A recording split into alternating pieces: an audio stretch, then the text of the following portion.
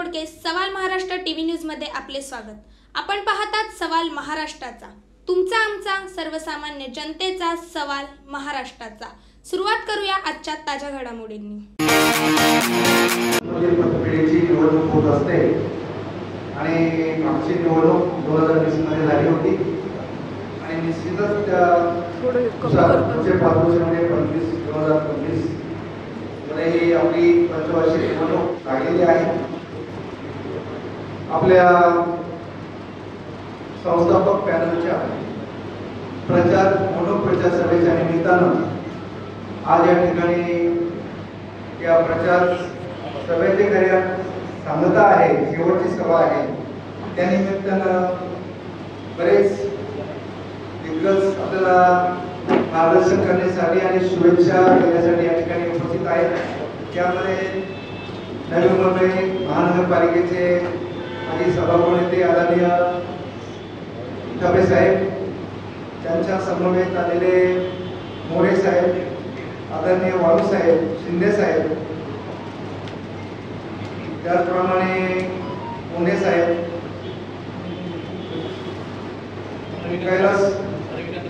रविकांत पाटील साहेब, कैलासराव गायकर समाजसेवक, त्याचप्रमाणे डॉक्टर साहेब, रविकांत पाटील साहेब आणि उपस्थित आदरणीय व्यासपीठ, त्याचप्रमाणे आता सुद्धा शुभेच्छा देऊन गेलेले हवाबा पावणे महाराज, त्याचप्रमाणे हवाबा बाबाई महाराज, आमचे संस्थापक पॅनलचे प्रमुख श्री MS गायकर दादा, जे सर्व उमेदवार, उपस्थित बंधू आणि भगिनो, आज या ठिकाणी आपली प्रचार सभा आहे। गाव ग्रामीण भागामध्ये आपण 3 दिवस रॅली काढून, एक दिवस जुन्नरमध्ये, एक दिवस ब्राह्मणवाडा आणि परिसर, तिसऱ्या दिवशी अकोले जुन्नर आणि परिसर आणि संगमनेर आणि अकोले हा परिसर, अशा प्रकारचा प्रचार दौरा केलेला आहे आणि हा केलेला आणि शेवटची सभा आहे। पण तत्पूर्वी काही माहिती आपल्याला असली पाहिजे। त्याच्यामध्ये विशेष म्हणजे आपण या पॅनलची रचना कशी केली आणि आपले उमेदवार कसे आहेत याबद्दल तर माहिती दिलेली आहे। परंतु साहेब, या ठिकाणी पॅनलची रचना करताना खरोखरच या संस्थेचं ठेवी किती आहे, गणन किती आहे, 600 कोटीच्या मध्यवर्ती आहोत आणि निश्चितपणानं लोकांच्या ठेवी सुरक्षित राहिल्या पाहिजेत। चांगलं कर्मचारी, दैनंदिन ठेव प्रतिनिधी आणि संचालक मंडळ यांच्यामध्ये संबंध असला पाहिजे। चांगली माणसं असली पाहिजे, सुस्वभावी माणसं असली पाहिजे, संयमी माणसं असली पाहिजे, शांत आणि गोड स्वभावाची माणसं असली पाहिजे। वसुलीचं काम असतं, त्यासाठी वसुलीमध्ये कौशल्य असलेली माणसं असली पाहिजे। ठेवी आणण्यासाठी सक्षम ठेवी गोळा करून असणारी माणसं पाहिजे। विविध क्षेत्राचे विविध अंग असलेली माणसं आपल्याला असली पाहिजे आणि म्हणून आम्ही एक 17 उमेदवारांचं पॅनल निश्चित केलं होतं। पण त्याच्यामध्ये अडचणी आल्या होत्या, आदरणीय उल्लेख करावा लागेल। हे पॅनल निश्चित करण्यासाठी आदरणीय ठबे साहेबांनी 2 जागांची मागणी केली होती आणि ती आम्हाला थोडीशी अडचणीची वाटत होती। चर्चेच्या फेरी बऱ्याच चर्चा 2-4 वेळा चर्चा झाल्या आणि शेवटी आदरणीय ठबे साहेबांनी आपली आग्रही मागणी 2 जागांची 1 जागेपुरती सीमित केली। मी आपल्या पॅनलच्या वतीने त्यांचा खूप आभार मानतो।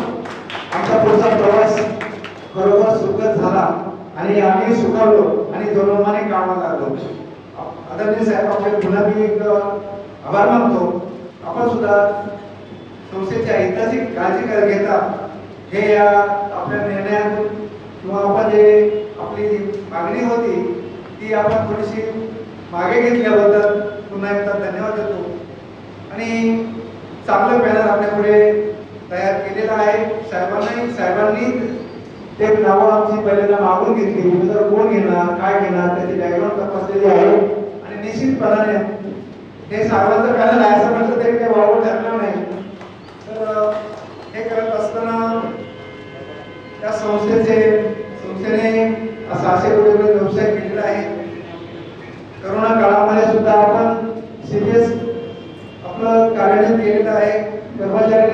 सेवा दिलेली आहे आणि निश्चितच कर्मचारी, दैनंदिन ठेव प्रतिनिधी आणि ठेवीदार आणि हितचिंतक याच्यामध्ये चांगला समन्वय राहायला पाहिजे. आज स्पर्धेचं युग आहे. नवीन नवीन आपल्याला गोष्टी स्वीकारल्या पाहिजे. आव्हान आहे. सहकार खातं, रिझर्व्ह बँक यांचं अनेक त्यांचं निर्बंध आपल्यावरती येत आहेत आणि ही पेरण्याची नवीन नवीन आव्हानं पेरण्यासाठी चांगलीच माणसं पाहिजे आणि म्हणून आपण अशा प्रकारचं पॅनल या ठिकाणी तयार केलेलं आहे. परंतु असा विचार आला होता की बिनविरोध व्हावी निवडणूक, असा विचार आला होता, पण तो काही झाला नाही. साहेब मध्यस्थी भूमिका निभावत होते. आम्हाला त्यांनी 5 वर्षाचा त्रास दिला, सभेमध्ये अडचणी निर्माण केल्या किंवा काही सभा सुद्धा स्थगित कराव्या लागल्या.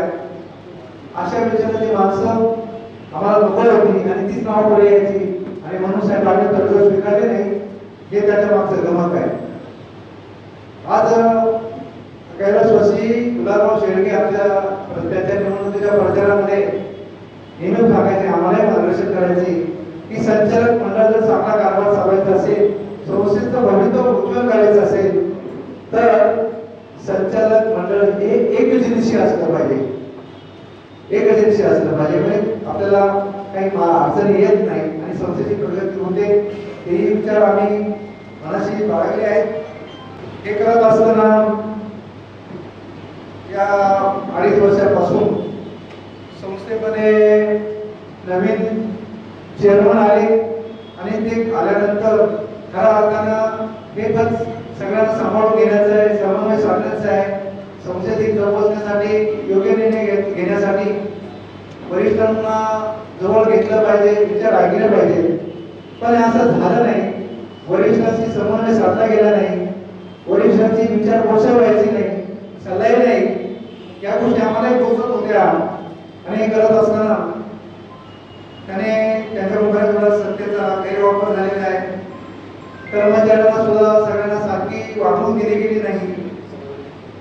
बदल्या करत असताना आपल्या जवळच्या नातेवाईकांच्या बदल्या, कर्मचाऱ्यांच्या बदल्या जवळ आणि बागांच्या अगदी तडीपार केल्यासारख्या असं सुद्धा करायला नाही पाहिजे.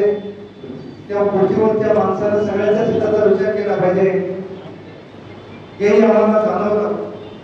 एवढंच नाही तर गेल्या 40-45 वर्षामध्ये आपल्या यशोमधीलमध्ये जी आदरणीय आनंदराव अडसूळ साहेबांची युनियन आहे, कर्मचारी युनियन आहे, ती तोडण्याचा देखील प्रयत्न झाला. बरोबर साहेबांचे विचार असे नव्हते. त्यांनी नेहमी या युनियनच्या पदाधिकाऱ्यांवर समय ठेवला. कधी कधी ज्याला वेतनमान असायची तेव्हा सुद्धा कधी कधी चर्चा व्हायची, साधं बालक होते. पण शेवटी संप झाला नाही पाहिजे. संप झाला की बाहेर मेसेज वेगळा जातो.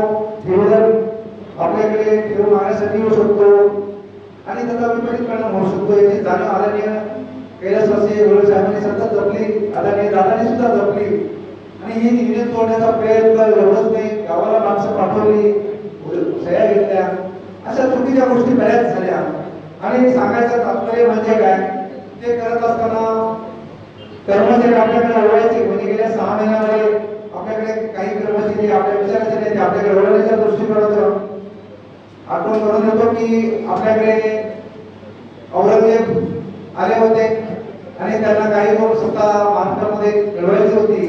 हे औरंगजेबी विचार म्हणजे त्यांनी आपल्या महाराष्ट्रामध्ये हिंदूंवर जिजिया कर लावला होता आणि दुसरी गोष्ट दोघांच्या हिंदूंमध्ये भांडण झालं की जो माणूस त्याचा मुस्लिम धर्म स्वीकारेल त्याच्या बाजूने ते न्याय द्यायचे.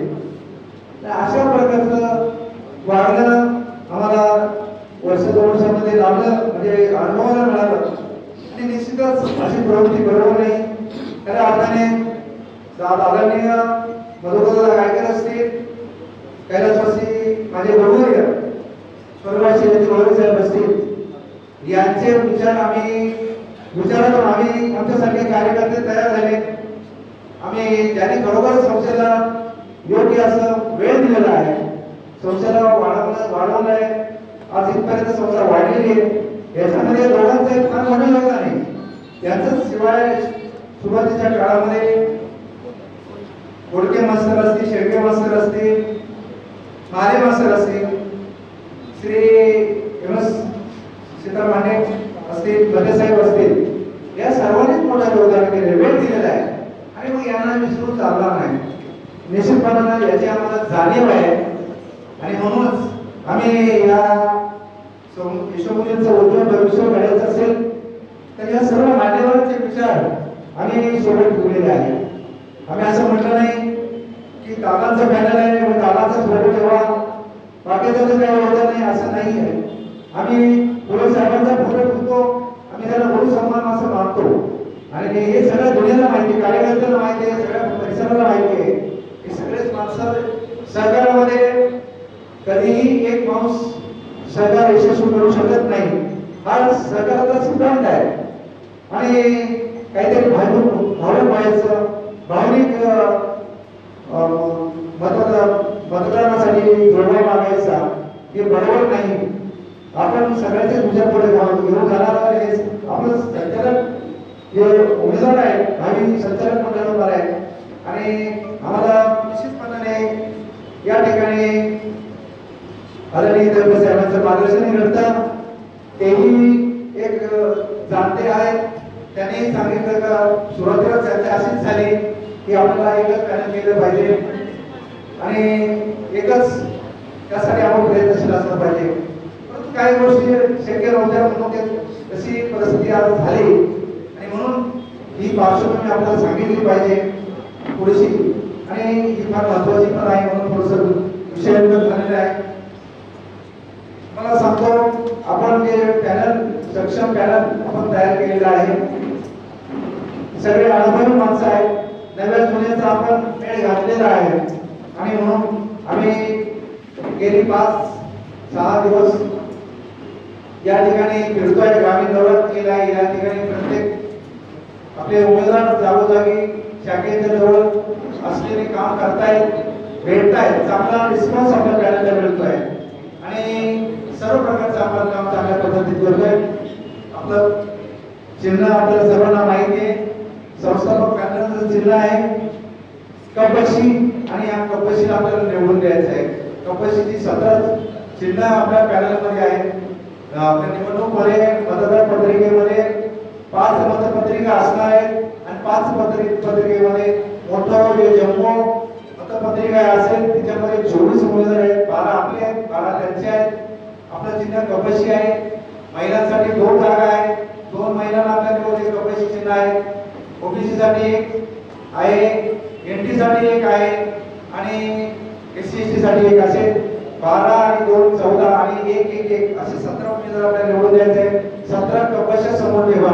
डीजी गायकर कुठे आहे त्याचं नाव शोधू नका, एमएस दादा कुठे त्याचं नाव शोधू नका, फक्त कपबशी 17 कपबशी शोधा, तिथे शिका मारा अशी या ठिकाणी मी आपल्याला विनंती करतो. आणि जो आम्हाला आत्मविश्वास आहे की सगळ्यांचे आशीर्वाद आहेत. आज ही मंडळी या ठिकाणी उपस्थित झाली आपल्याला आशीर्वाद देण्यासाठी आहे. निश्चित सभासदांचा टीव्हीवरचा सर्वांचाच आपल्याला आशीर्वाद आहे. फक्त आपण मेहनत करायची आणि 6 तारखेपर्यंत चांगला धडाक्यात प्रचार करायचा आहे. 5 तारखेपर्यंत आणि 6 तारखेला सकाळी लवकर उठून आपले मतदार आणायचे, मतदान केंद्र घेऊन जायचे आणि कपबशीवर 3 शिक्का मारून मतदान घडवून आणायचे. हेच काम फार मोठं आहे आणि ते जास्तीत जास्त कार्यकर्त्यांनी जोमाने कामाला लागायचं आहे. आणि काही अडचण आली तर आपापल्या उमेदवाराला, आपल्या भागात असलेल्या उमेदवाराला आपण भ्रमणध्वनीद्वारे संपर्क साधून आपलं काम सतत सातत्याने चालू ठेवायचं आहे. आणि निश्चितपणाने मला खात्री आहे आपण निश्चितपणाने आपल्याला चांगलं यशच नाही सुयश मिळेल. आणि सर्वांचे जे आपले थोर मोठे आपले नेते आहेत त्यांचे आशीर्वाद, सर्व आपले सभासदांचे आशीर्वाद, ठेवीदारांचे आशीर्वाद त्या पाठीशी राहतील आणि निश्चितपणाने आपण यशस्वी होऊ. आणि 7 तारखेला जे मतदान होईल दुपारपर्यंत तत्काळ आपल्या बाजूचे दिसतील एवढं मी नक्की सांगतो आणि आपण विजयी होऊ अशी मला खात्री आहे. आपण सर्वांचे आपल्या आदरणीय उपस्थितीबद्दल धन्यवाद देतो आणि पुन्हा एकदा कपबशी डोळ्यासमोर ठेवा, कपबशीला मतदान करा असं एक आवाहन करतो. जय जय जय महाराज, जय सरकार. धन्यवाद. संपूर्ण महाराष्ट्रातील ताज्या घडामोडी जाणून घेण्यासाठी सवाल महाराष्ट्राला सबस्क्राईब करा आणि दाबा बेल आयकॉन आमच्या रोजच्या अपडेट्स पाहण्यासाठी. धन्यवाद.